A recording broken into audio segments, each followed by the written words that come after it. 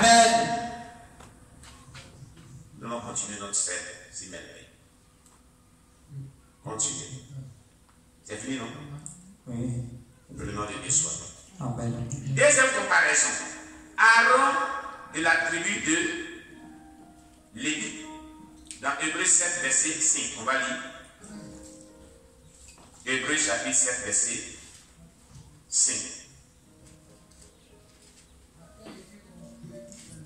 Hébreux chapitre 7, le verset 5. Ceux des fils de Lévi qui exercent le sacerdoce ont, d'après la loi, l'ordre de lever la dîme sur le peuple, c'est-à-dire sur leurs frères, qui cependant sont issus des reins d'Abraham. Amen. Vous avez compris. Donc ils sont de la tribu de Lévi qui exercent le sacerdoce. D'après la loi, l'ordre de lever la dîme sur le peuple, c'est-à-dire leurs frères, qui cependant sont issus des reins d'Abraham. Donc, le peuple de Dieu devait leur payer la dîme. Amen. Amen. On a déjà parlé de cela plusieurs fois quand nous avons l'occasion. Et la Bible déclare que c'était une loi perpétuelle. Ce qui est perpétuel ne peut pas prendre fin. Malheureusement, certaines personnes disent qu'on ne va plus payer la dîme à Dieu. C'est une erreur grotesque. Très grotesque. Et ça fait pitié. Vous comprenez? Que le nom de Dieu soit béni. Amen. Alors, Jésus, selon l'ordre de Melchisédek. Jésus, selon l'ordre de Melchisédek. Amen. Aaron établi selon l'ordre de la loi. Mais Jésus a été établi selon l'ordre de Melchisédek.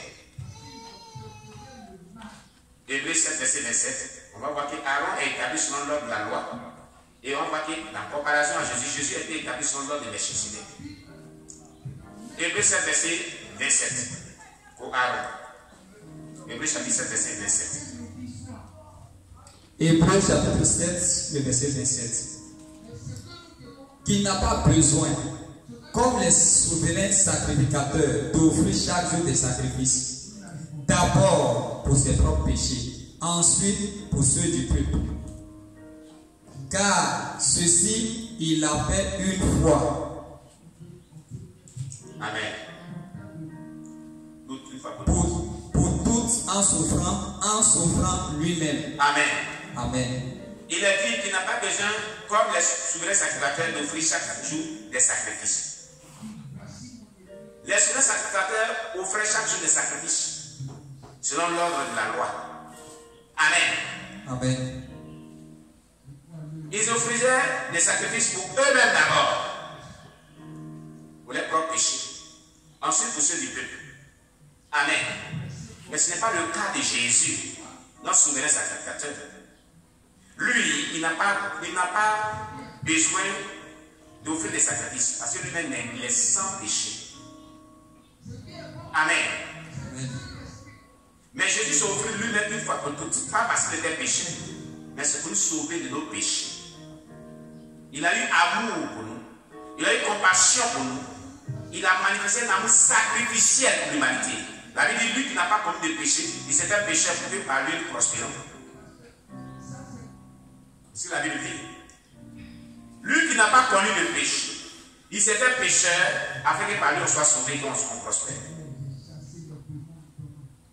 Par exemple, ce temps, Aaron était pécheur parce qu'il offrait des sacrifices pour lui-même aussi, pour ses péchés.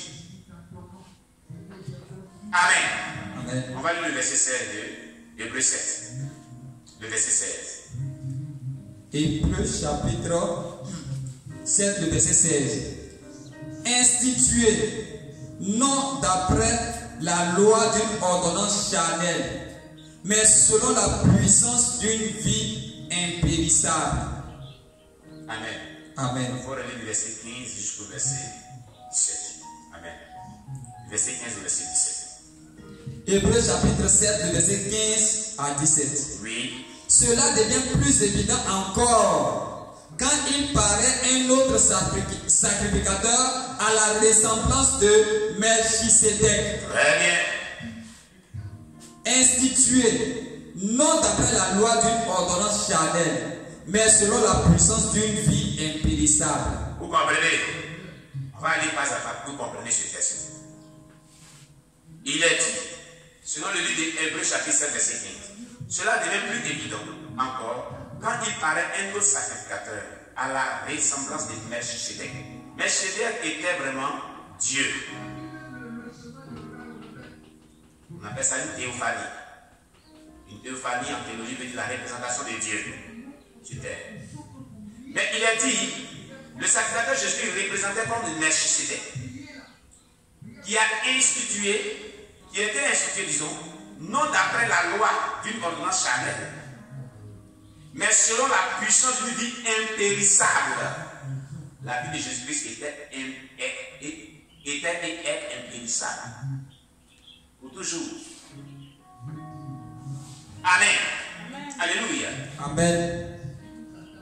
Quand ce témoignage lui est rendu, tu es sacrificateur pour toujours, selon l'ordre de Melchisedec, qui est Dieu, la théophanie de Dieu. Amen. Amen. Il est sacrificateur pour toujours, selon l'ordre de Melchisedec. Mais Aaron n'a pas été sacrificateur pour toujours. On l'a démis de ses fonctions. Quand il a désobéi à Dieu, Moïse, avant de quitter la terre, Moïse l'a envoyé sur le mont. Il a démis de ses fonctions. Avant que Moïse meurt, il a démis Aaron de ses fonctions. Donc Aaron n'a pas été sacrificateur pour toujours. Mais Jésus a été sacrificateur selon l'ordre de Melchisedec pour toujours. Parce qu'il avait une vie impérissable et qui est toujours impérissable. Il est mort et ressuscité assis dans la droite du Père dans les cieux. Jésus, sa vie est impérissable. C'est sa vie qui nous est transmise par notre conversion. Quand on l'accepte, on la foi en lui, sa vie coule en nous, sa vie nous transforme, sa vie nous donne la force, sa vie nous donne l'onction, sa vie nous donne la victoire sur les ténèbres parce qu'il a triomphé du péché à la croix.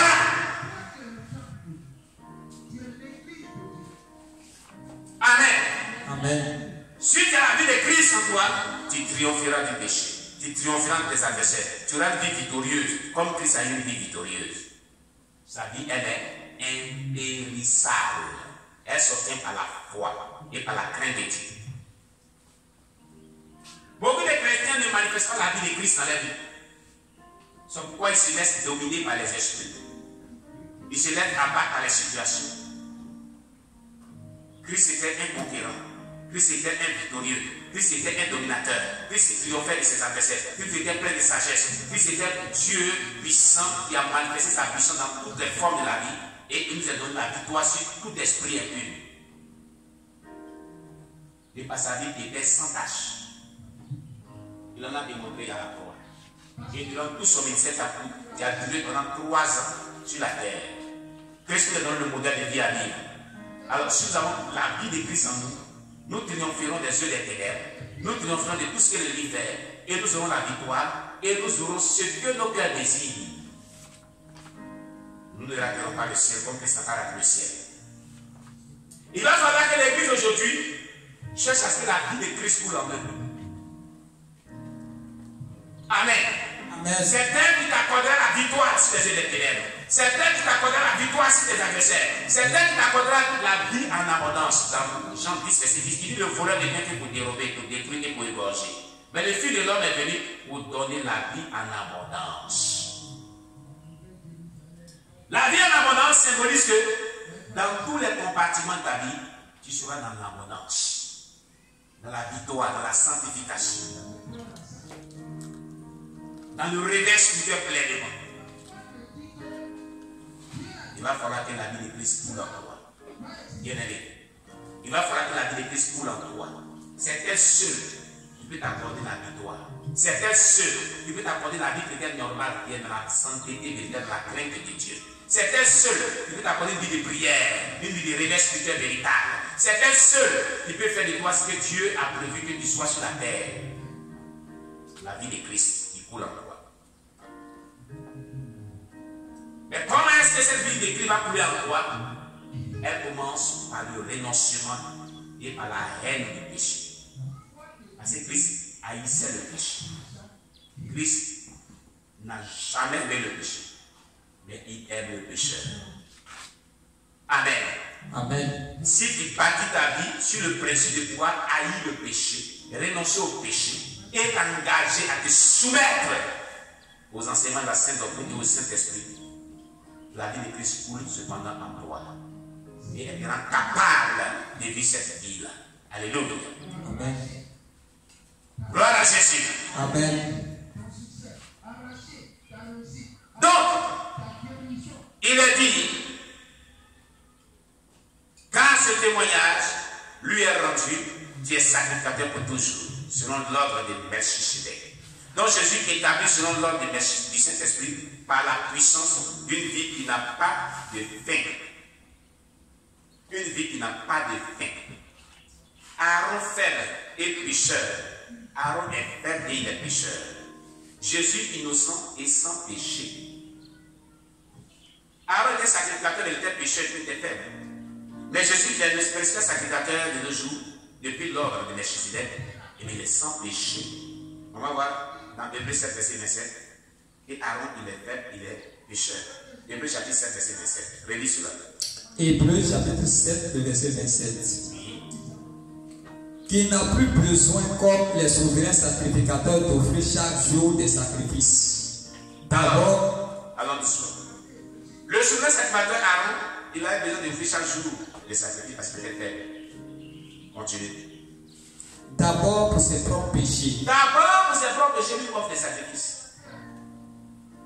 Et puis, ensuite pour ceux du peuple. Ensuite pour les péchés du peuple. Car ceci, il a fait une fois pour toutes en souffrant lui-même. Oh, Jésus-Christ, il s'est offert lui-même. Une fois pour toutes. Mais les sacrificateurs ne sont pas offerts eux-mêmes. Voilà la différence. C'est pourquoi le sang de Jésus est si puissant. Et c'est pourquoi son pouvoir triomphe de tout. Amen. Amen. Alléluia. Amen.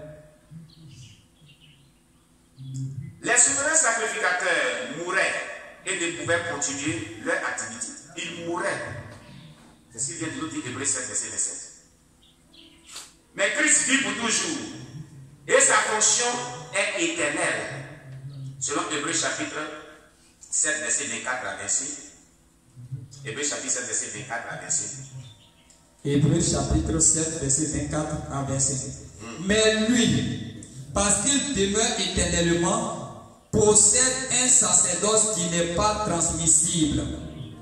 C'est aussi pour cela qu'il peut sauver parfaitement ceux qui s'approchent de Dieu par lui, étant toujours vivant pour intercéder en leur faveur. Oh, merci Jésus. Est-ce que vous comprenez la portée de ces deux versets bibliques? Il est dit, mais lui, Jésus, parce qu'il demeure éternel, il n'a pas de fin. Il ne peut vraiment mourir. Amen. Parce qu'il demeure éternel, il possède un sacerdoce qui n'est pas transmissible. Son sacerdoce, on ne peut pas le transmettre à quelqu'un. Non, non et non. C'est aussi pour cela qu'il peut sauver parfaitement ceux qui s'approchent de Dieu par lui. C'est par Jésus-Christ qu'on s'approche de Dieu. Et Jésus peut les sauver. Si quelqu'un s'approche de Dieu, qu'il est pourchassé, qu'il crie, c'est ça le dit. Invoque mon jour de la détresse, je me glorifierai et je te délivrerai. Il peut te sauver de la situation que tu vis. Il peut te guérir de la maladie. Il peut te sauver de la mort. Il peut te sauver de l'enfer. Il peut te sauver de toute situation que tu traverses. C'est Jésus de Nazareth. Parce qu'il en est capable. Parce qu'il détient l'autorité, la puissance de le faire. Le potentiel de le faire. Amen. Amen. Tu t'approches de lui par la foi, étant toujours vivant pour intercéder en leur faveur. Jésus intercède en la faveur de ses enfants. Il intercède dans la faveur de ceux qui s'approchent de lui d'une manière sincère et dans la sainteté. Dans le regret de leur péché, le renoncement de leur péché. Il intercède en leur faveur. Ceux qui marchent convenablement sur sa parole, il intercède à leur faveur. Il dit, si un homme intercède pour toi, il peut échouer. Mais si Jésus intercède pour toi, il ne peut pas échouer tes prières. Sinon, il aussi ta vie sera bonne, tu seras victorieux et il ne manquera de rien. Préférez que Jésus intercède.